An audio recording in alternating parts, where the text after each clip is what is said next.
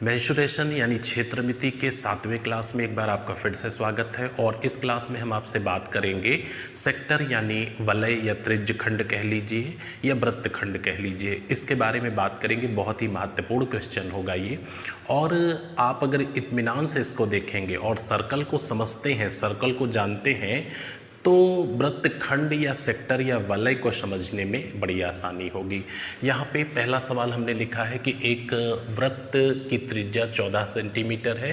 वृत्तखंड का एक चाप जो केंद्र पर 45 डिग्री का कोण बना रहा है, तो वृत्तखंड के चाप की लंबाई क्या होगी। चाप का मतलब होता है आर्क, इंग्लिश में आर्क कहते हैं, समझ रहे होंगे। अगर एक वेंगिल आपके सामने है, चूड़ी है, और वो ब्रेक हो जाती, टूट जाती है, कोई भी टुकड़ा, पूरी चूड़ी में से कोई भी टुकड़ा आपको मिलेगा तो वो आर्क होगा, चाप होगा।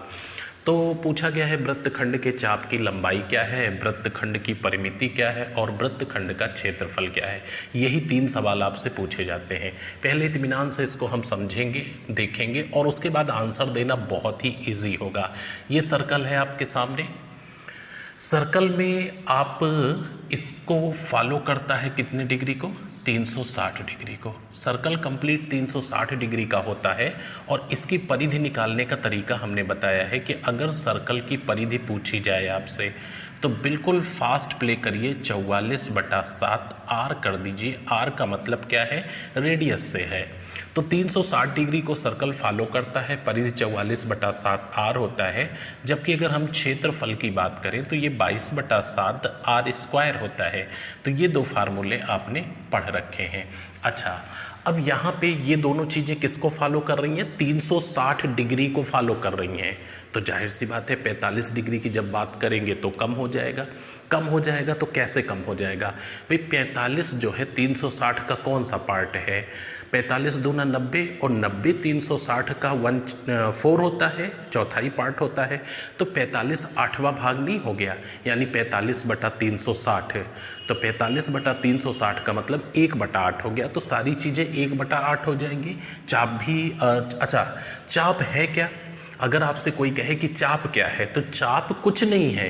इसको आप गणितीय भाषा में मत समझिए। चाप परिधि का एक हिस्सा है। अगर पूरी बेंगल्स है, चूड़ी है, समूची चूड़ी है, तो उसकी जो घेराव है वो परिधि कहलाएगी। अगर टूट करके कहीं एक टुकड़ा मिल जाए तो वो चाप कहलाएगा। तो चाप क्या हुआ, परिधि का पार्ट हुआ। अब जब चाप परिधि का पार्ट हुआ तो कैसे उसकी लंबाई बताओगे। अरे ये अगर आपका है तो 360 डिग्री का है। अगर 90 डिग्री कोई कहेगा तो परिधि का चौथाई कर देंगे, 180 डिग्री कहेगा तो आधा कर देंगे, 30 डिग्री कहेगा तो 1/12 भाग कर देंगे, आप 45 डिग्री कह रहे हो तो 1/8 कर देंगे। तो इस तरह से चाप की लंबाई निकाल सकते हैं। सबसे इंपॉर्टेंट है चाप की लंबाई को फाइंड आउट करना। अच्छा, अब यहाँ पे हम आपको पहले चाप की लंबाई निकाल के दिखाएंगे, फिर परिमिति दिखाएंगे, फिर क्षेत्रफल दिखाएंगे। देखिए चाप की लंबाई क्या होती है, चाप की लंबाई, ठीक है। यहाँ पे आप कुछ मत करिए, सबसे पहले इसकी परिधि निकालिए। कैसे निकालोगे, रेडियस 14 सेंटीमीटर है और 14 गुणे 44/7, यानी हमने 44/r लिखा था। अब आप यहाँ मल्टीप्लाई कर दीजिए। ये तो 360 डिग्री के लिए हो गया। 360 डिग्री आपको चाहिए नहीं, आपको 45 डिग्री चाहिए। तो 45 अपॉन कितने, 360 में से आप कैलकुलेट करेंगे तो 7 दूनी 14 हो जाएगा, और 45 से इसको काटेंगे तो 8 हो जाएगा, इससे काटेंगे 4 हो जाएगा, 4 से इसको काटेंगे 11। तो चाप की जो लंबाई आ गई, कितनी आ गई, चाप आ गया 11 सेंटीमीटर। चाप की लंबाई 11 सेंटीमीटर आ गई। तो एक आंसर आपका ये हो गया कि चाप की लंबाई 11 सेंटीमीटर है। अब आपसे कोई कहता नहीं परिमिति बताइए, तो परिमिति जो होती है वो कुछ नहीं है, इसका घेराव होता है। अब हम आपको बना के दिखाते हैं कैसे। ये रेडियस है हमारी, और यहाँ से हम 45 डिग्री का कोण ले लेते हैं, ये ले लेते हैं, ये 45 डिग्री का कोण है, और यहाँ से हटा दिया इसको। देखिए ये आपका सेक्टर बन गया। अब इस सेक्टर में ये क्या है, चाप है। चाप की तो लंबाई आपने 11 सेंटीमीटर निकाल ली है। अच्छा ये क्या है, ये तो रेडियस है ना, ये रेडियस है दोनों। तो ये होता है परिमिति बराबर चाप प्लस 2r, यानी इम्पॉर्टेंट है चाप को फाइंड आउट करना। जैसे ही आपने चाप को फाइंड आउट कर लिया फिर 2r जोड़ दीजिए, तो 11 और प्लस 14 दूनी 28 बराबर 39 सेंटीमीटर। ये दूसरे क्वेश्चन का आंसर हो गया। वृत्तखंड की परिमिति क्या होती है? चाप प्लस 2r होती है। अच्छा 2r तो मालूम है ना, 14 14 28 रेडियस है, वो तो दिया रहेगा। अच्छा चाप कैसे निकालोगे? चाप कुछ नहीं है, परिधि निकालो, 44/7r करो और फिर जितने डिग्री का कोण हो वह बटे 360 कर दोगे तो चाप निकल आएगा। मेरे ख्याल से अच्छे समझ गए होंगे। अभी अगले क्वेश्चन पे आपसे इस पे फिर बात करेंगे। हाँ, क्षेत्रफल निकाल करके चेक कर लीजिए क्या है। देखिए क्षेत्रफल भी आपको बता देते हैं। क्षेत्रफल इसका क्या होगा? आपका होता है क्षेत्रफल πr² यानी 22/7 और इंटू 14 और इंटू 14। लेकिन आपको तो क्षेत्रफल चाहिए 45 डिग्री का, चूंकि ये केंद्रीय कोण कितने डिग्री का था? 45 डिग्री का। तो 45/360 का मतलब 1/8 होता है। डायरेक्ट आप 1/8 रखिए, काट देता हूँ। देखिए ये 2 से काटूंगा तो 11 हो जाएगा, यहाँ 4, फिर 2 से काटूंगा यहाँ 7 हो जाएगा, फिर 2 से ये कट जाएगा और 7 से 7 कट गया, 11 7 77 सेंटीमीटर स्क्वायर, चूँकि ये एरिया है। देखिए कितने मज़े में आंसर आ रहे हैं। आप कभी भी सेक्टर या वलय को अलग सवाल समझ करके ना पढ़िएगा। This is part of circle, ये सर्कल का हिस्सा है, सर्कल से ही तो निकला है। अच्छा कैसे अलग करोगे? सर्कल 360 को फॉलो करता है और सेक्टर एक पर्टिकुलर कोण को फॉलो करता है। कोण कुछ भी हो सकता है। अगर आपको कहा 60 डिग्री तो 1/6 करिए, चाप के लिए 44/7 r हो जाएगा, उसको 1/6 कर दो, चाप की लंबाई निकल आएगी। जबकि केंद्रीय कोण कितने डिग्री का है? 60 डिग्री का। और एरिया भी निकालो, 1/6 उसको कर दो तो सेक्टर का एरिया आ जाएगा। तो सेक्टर के लिए अलग से कोई ना तो फार्मूला पढ़ने की ज़रूरत है और ना ही उसमें अनावश्यक कोई तकनीकी लगाने की ज़रूरत है। अगला सवाल देखिए, बड़ा इंटरेस्टिंग सा है और इसको आप कैसे करेंगे। एक घड़ी की मिनट वाली सुई की लंबाई 21 सेंटीमीटर है। एक घड़ी की मिनट वाली सुई की लंबाई 21 सेंटीमीटर है। यह 10 मिनट में घड़ी का कितना क्षेत्रफल आच्छादित कर लेगी, मतलब कवर कर लेगी। देखिए बना के दिखाते हैं। ये आपके सामने घड़ी है और घड़ी की ये मिनट वाली सुई है और पूछ रहे हैं कि 10 मिनट में कितना एरिया कवर कर लेगी। तो 10 मिनट में घड़ी कहाँ पे आ जाएगी? 2 नंबर पे आ जाएगी। यहाँ पे ये 1 है, ये 2 है और ये 3 है। तो यहाँ पे पूछा जा रहा है कितना कवर कर लेगी। आपको मालूम है कि 1 मिनट में, हालांकि इसकी ज़रूरत नहीं है, और भी तरीका बताता हूँ।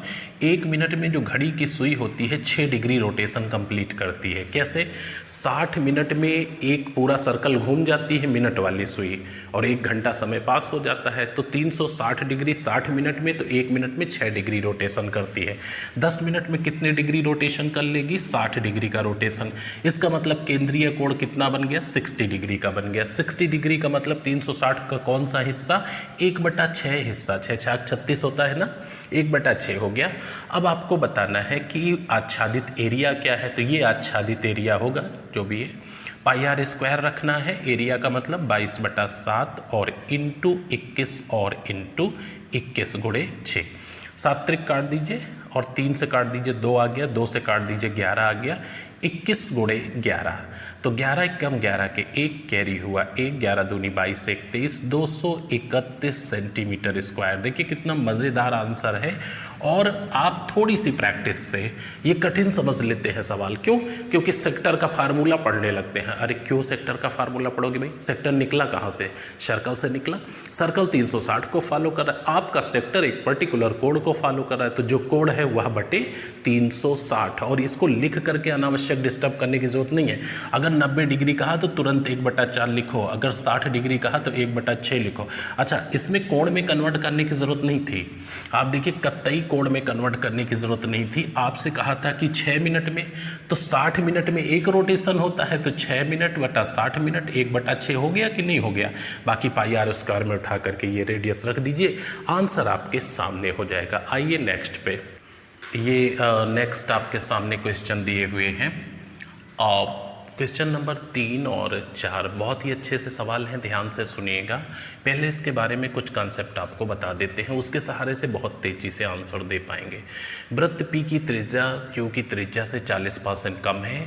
यदि दोनों वृत्तों के क्षेत्रफलों का डिफरेंस ये है तो बड़े वृत्त का क्षेत्रफल क्या होगा या छोटे वृत्त का? तो अगर हमें मालूम होगा बड़े वृत्त का या छोटे वृत्त का, इनके बीच रिलेशन मालूम होगा तो आसानी से हम बता सकते हैं। देखिए सबसे पहली चीज़ होता क्या है कि यहाँ पे एक सर्कल है मान लीजिए, और एक ये यहाँ पे सर्कल है, ठीक है। तो सर्कल में सबसे जो इम्पोर्टेंट चीज़ होती है वो त्रिज्या होती है, त्रिज्या होती है। और यहाँ पे भी त्रिज्या होगी, दोनों जगह पे त्रिज्या होगी। इसके बाद यहाँ पे डायमीटर होगा, यहाँ भी डायमीटर होगा, व्यास होगा, यहाँ पे परिधि होगी और यहाँ भी परिधि होगी, राइट। अगर यही चीज़ वर्ग बन जाता तो वर्ग में क्या हो जाता, मैं वर्ग केवल एक ही बना लेता हूँ, मान लीजिए ये वर्ग होता तो वर्ग में विमा हो जाती है, ठीक है, विकर्ण हो जाता है और परिमित हो जाती है। दो वर्ग होंगे तो ऐसे ही दोनों में हो जाएगा। सबसे इम्पॉर्टेंट चीज़ है कि इनकी जो यूनिट होती है, अगर रेडियस सेंटीमीटर में है तो फिर ये सारी चीज़ें सेंटीमीटर में ही होंगी। इधर देखिएगा, अगर रेडियस सेंटीमीटर में है तो ये सारी चीज़ें सेंटीमीटर में होंगी। तो अगर इनकी त्रिज्या, व्यास और परिधि में mn का अनुपात है, mn का अनुपात है, तो जो इनके क्षेत्रफल में संबंध होगा वो m² और n² का अनुपात हो जाएगा। त्रिज्या, व्यास, परिधि में अगर mn का संबंध है तो एरिया में m² n² का संबंध हो जाएगा। बाय द वे, अगर क्षेत्रफल में आपको mn का संबंध दिखाया गया तो त्रिज्या, व्यास और परिधि, इनमें क्या संबंध हो जाएगा, तो ये हो जाएगा घनमूला अनुपात। इनमें √m और √n का रिलेशन हो जाएगा।